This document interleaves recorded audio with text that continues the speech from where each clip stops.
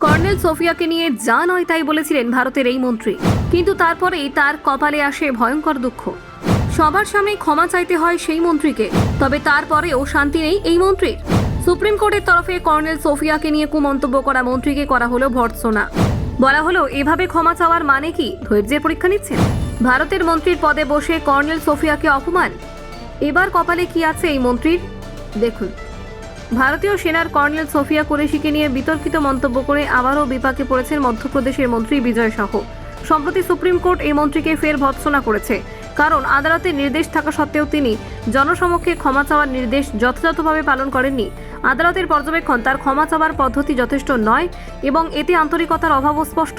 ঘটনার সূত্রপাত হয়েছিল ভারত পাকিস্তান সংঘর্ষের আবহে, যেখানে বিজয় শাহ এক জনসভায় বলেছিলেন কর্নেল সোফিয়া সন্ত্রাসবাদীদের বোন। সেই সময় সোফিয়া ভারতীয় সেনার মুখপাত্র হিসেবে বিদেশ মন্ত্রকের যৌথ সাংবাদিক বৈঠকে উপস্থিত ছিলেন। তার দিক থেকে প্রতিদিন সীমান্ত পরিস্থিতি এবং ভারতের প্রতিক্রিয়া ব্যাখ্যা করা হতো। এই মন্তব্য ঘিরে দেশ জুড়ে বিতর্ক ছড়িয়ে পড়ে। কর্নেল সোফিয়া কুরেশির মতো একজন সজ্জন এবং কর্তব্যনিষ্ঠ সেনা অফিসারের উদ্দেশ্যে এমন মন্তব্যে সাধারণ মানুষের পাশাপাশি প্রাক্তন সেনা আধিকারিকরাও নিন্দা জানান। এরপর বিষয়টি সুপ্রিম কোর্ট পর্যন্ত গড়ায়। সুপ্রিম কোর্টের বিচারপতি সূর্যকান্ত এবং বিচারপতি জয়মাল্য বাগচির বেঞ্চ এই মন্তব্যকে গুরুতর বলে চিহ্নিত করেন। তারা জানান, এই ধরনের মন্তব্য একজন দায়িত্বশীল জনপ্রতিনিধির কাছ থেকে কাম্য নয়। আদালতের নির্দেশ ছিল বিজয় শাহকে জনসমক্ষে ক্ষমা চাইতে হবে এবং তার যথাযথ প্রমাণ আদালতে জমা দিতে হবে।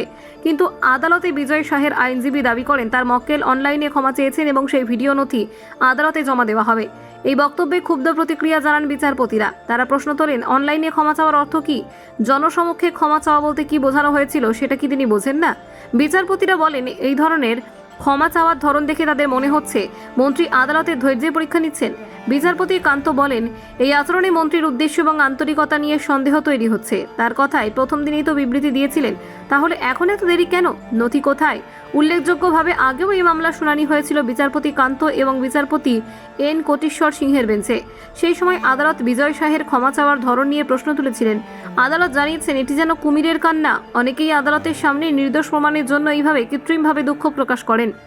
পহেলগাঁও হত্যালীলা এবং ভারত পাকিস্তান সংঘাতের সময় সেনা মুখপাত্র হিসেবে কর্নেল সোফিয়া এবং বায়ুসেনার উইং কমান্ডার ভৌমিকা সিং গুরুত্বপূর্ণ ভূমিকা পালন করেন। তারা প্রতিদিন মিডিয়াকে সীমান্তের পরিস্থিতি জানিয়ে দিতেন। ওই দায়িত্বের সময় সোফিয়ার বিরুদ্ধে মন্তব্য করেছিলেন বিজয়। সোফিয়ার বিরুদ্ধে বিজয়ের মন্তব্য ছিল অত্যন্ত আপত্তিজনক এবং সেনার ভাবমূর্তিকে প্রশ্নবিদ্ধ করে।